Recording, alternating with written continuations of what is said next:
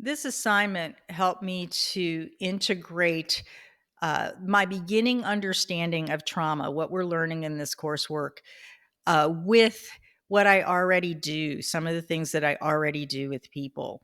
I was particularly inspired by the video Yoga for Attachment Repair and Trauma Resolution, Embodiment and Polyvagal Theory, that was presented by Natita Gessle, licensed clinical social worker. There was something she said in there that helped me or really slid things into place for me. She said, and I'm quoting it here, a child, in order to develop a healthy sense of self, needs to know that they are unconditionally loved and supported and safe simply for being the child that they are. A child needs to understand that they don't have to do anything to prove their lovability or worth. Simply for being the child that they are, they know that they will be loved, protected, validated, and cared for. When this happens, a child forms a secure attachment. So, as I was watching that video and going through some of the others in our assignment, I kept thinking about the work that I do with people through with the human design chart. And if you're not familiar with the chart, this is the entire chart. Individuals don't have all of this colored in and lit up, but this gives you an idea of the work or what I'm working with. And you can see that it looks like a circuit board, and it's kind of like a circuit board of our life force because it explains how energy moves through our systems on a personal level and when we're in relationship with others or with the world. So that's how I use it with individuals, but there's this other layer of understanding human design that has to do with these lines that connect these energy centers because they embody or express the archetypes of our human experience. So that's the lens that I was trying to sharpen, I guess, as I was taking in this material. So these archetypes are divided into three different types of circuitry on this circuit board: the individual circuitry, the collective circuitry, and the tribal circuitry. My attention kept going to the tribal circuitry, but because the tribal circuitry are really about the family themes. They hold the themes that have to do with support, agreements, and loyalty. And they energize functions within us as humans that have to do with procreation and preservation of the species in the sacral center, how stress is managed through the root center, our survival instinct and intuition through the spleen center, our emotional awareness and how we develop our emotional patterns through the emotional solar plexus, the our how we value each other and ourselves and our sense of worth through the will center, and then ultimately how we manage, distribute, and manifest money through the throat center for the benefit of the tribe. So then I started to dial down into the will center. It's also called the heart and ego center.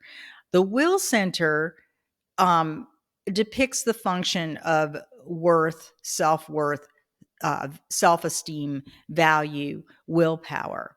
And there are three gates onto three of these archetypal themes that feed into this function of worth, value, willpower that come from the tribal circuitry. There's the gate 21, the gate of control that points up to the throat, that has to do with control, either control over or control of resources, money, those types of things. That's what it's meant for.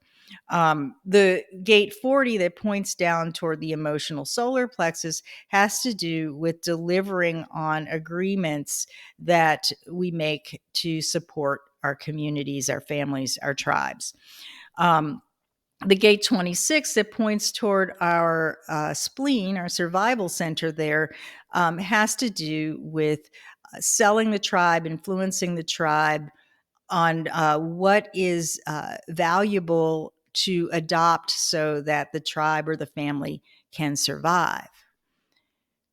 So, as I was putting all of this together for myself, I came to understand that attachment, a secure attachment, does not happen when a person is dominated and controlled, if that's how this is being expressed in the family or the group that the person is in, through the gate 21, or if resources are denied or controlled to the detriment of that person through the gate 21. A secure attachment doesn't happen when a child or a person is manipulated uh, by uh, energies that are influencing them, energies or people that are influencing them that are not operating in the highest integrity. And a secure attachment cannot form when someone, a child or a person, is denied emotional support, or emotional support isn't available uh, because they have to be act according to the rules of the tribe or the community, no matter if they're healthy or unhealthy, or if it's just not available for other reasons. So this negatively affects a person's sense of self-worth, especially if this happens at a very early age, or if they are also, as Natita expressed, if they are part of a marginalized community. It can negatively affect the person's sense of self-worth and value. So as a child, when a child begins to grow up, this is where this one individual gate right here, the gate 51. This is the only one that's not in the tribal circuitry. It holds the theme of a shock or initiation that leads into this center, in the center of the chest, which is a center for love, identity, and direction. So if there's not a secure attachment, that movement into one's own sense of identity out into the world, because there's no tribal energy here, can be very traumatic rather than a healthy initiating rite of passage. So if there's a lot of trauma, if there's disruption in attachment, it needs to be healed so that the person who begins to take this journey into the world is on a trajectory of becoming an empowered, authentic, and fully self-expressed adult. So that's what I got from our assignment. That's what how I was inspired. Thank you.